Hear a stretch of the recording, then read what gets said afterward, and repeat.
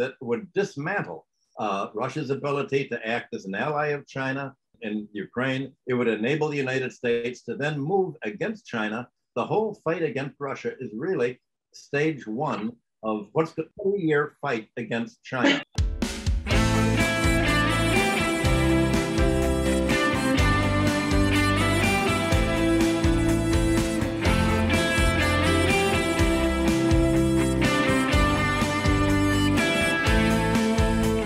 Well, I don't think there's much difference of opinion within the Democratic Party or the Republican Party for that matter. Leading up to Ms. Pelosi's trip, President Biden publicly announced China is America's #1 enemy. They've already said it's an enemy. Asians are being beaten up on the streets here. Asians are being beaten up in the subway.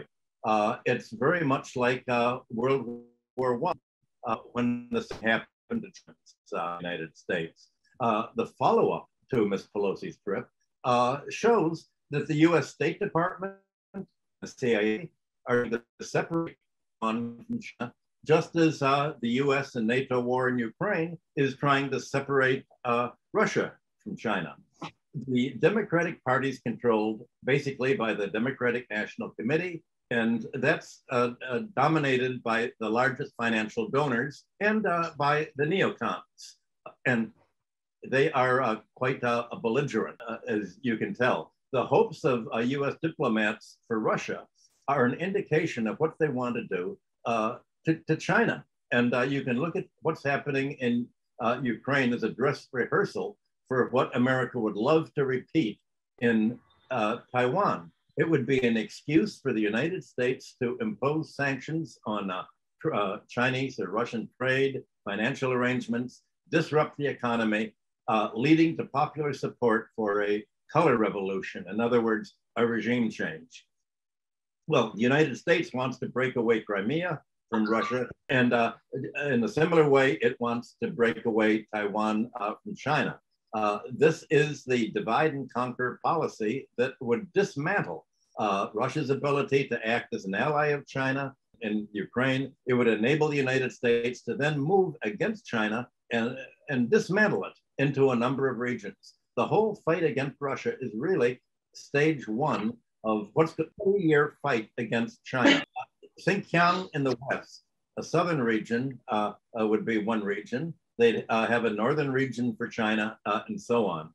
Now, the US strategists thought that they would make a start by keeping Taiwan apart from China. So Pelosi's visit was in line with this plan to create mischief, offering US trade and other economic favoritism for Taiwan to see a more profitable future by linking up with the United States instead of with the mainland.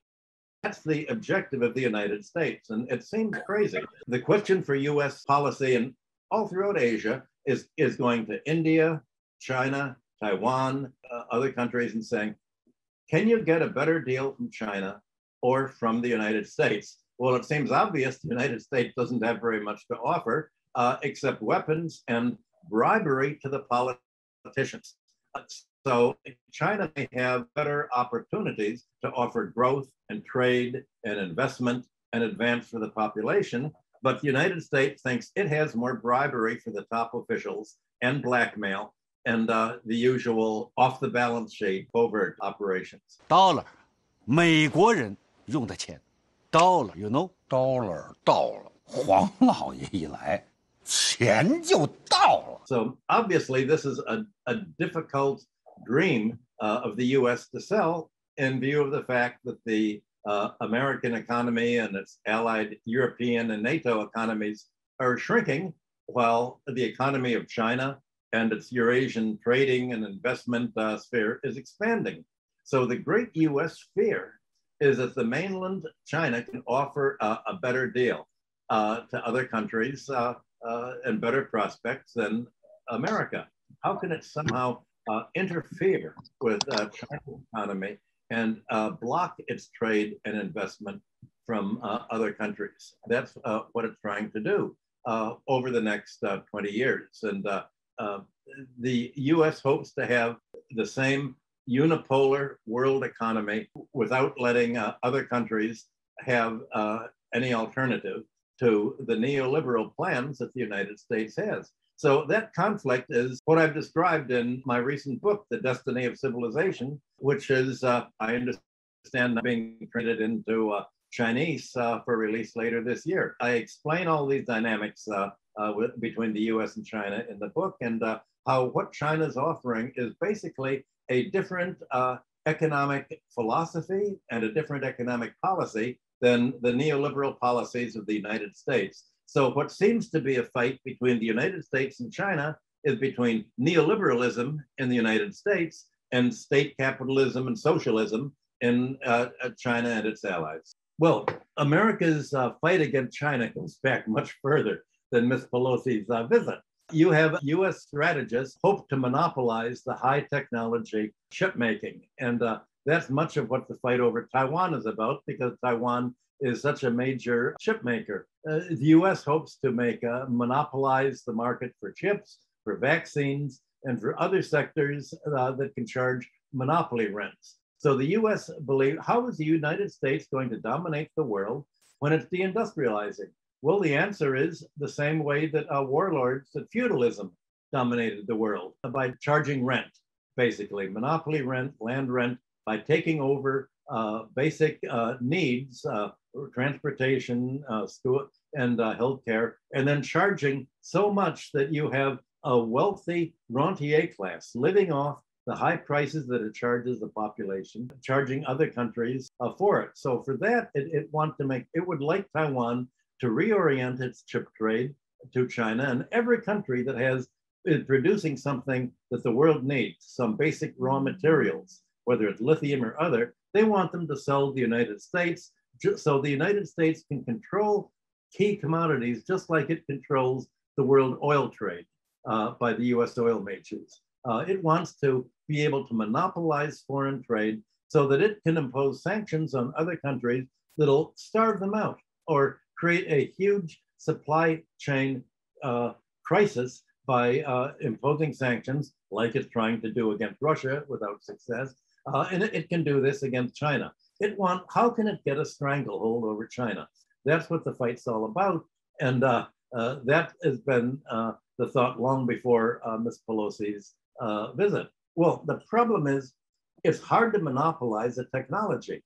Ever since 1,000 years ago, you had China having the monopoly in silk, but the Christian missionaries were able to smuggle out silkworms and bring the technology to Italy and the West. And then you had Italian technology workers having technology, but Italy in the Middle Ages had such a autocratic government that its population fled to England and other places and brought the technology there. Very hard to, and the same thing happened in France.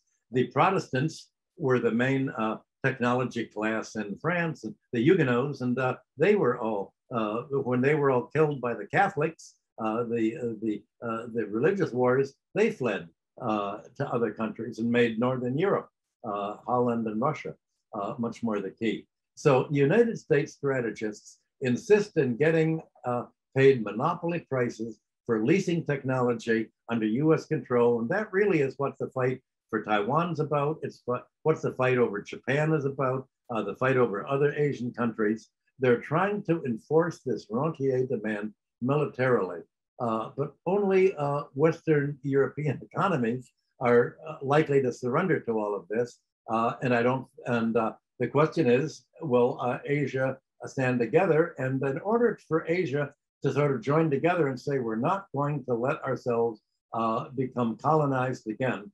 We had enough of that in the 19th century. They're going to have to say, here are some basic principles, and here is a set of institutions that we're going to create as an alternative to the International Monetary Fund, an alternative to the World Bank, an alternative to the Court of Justice, and ultimately an alternative to the United Nations that is blocked by the United States. So you're really having, again, the world is dividing into two parts. And the question is, the United States is very clear as to what its neoliberal doctrine is. The question is, what will the doctrine be of this other part of the world that is going its own way?